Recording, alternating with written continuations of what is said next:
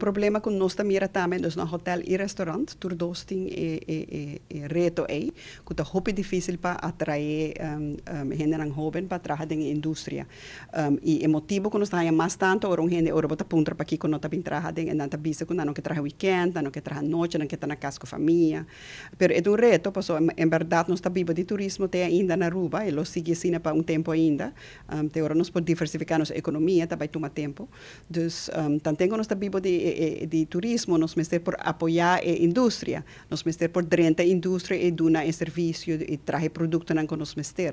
Então, não está somente diretamente no hotel e no restaurante, mas tem hobby outra indústria que está na banda, não? Tem turismo também. Pero tour está requerido para dar um serviço 24 horas por dia, weekend, à noite, dia de festa.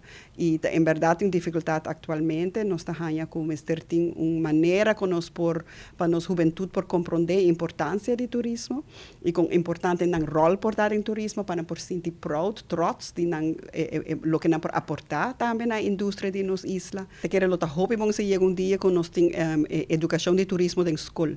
Acabe participar de conselho de mucha e que tata hoop interessante, tata hoop leuk patende e opinião nang de mucha nang sa kita dus edati zesde klas.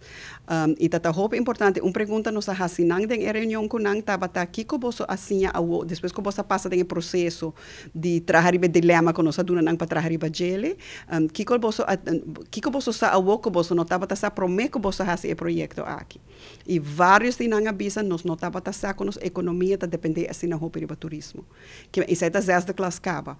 Que em verdade me quer de nos currículum, de nos tour dia, de nos conversações de tour dia, nos falta de enfatizar para que o turismo é importante para nós, através de turismo responsável. Me mira duas coisas. Me mira problema tá com hobby de hobby não sabemos que tipo de trabalho tem. Se é coisa que a hata que traz riba je, para ter tipo de educação de que tipo de trabalho tem disponível dentro da indústria, pois tem hobby variação de trabalho que não está realizar. Então é então tem diferentes tipos de carreira dentro da indústria.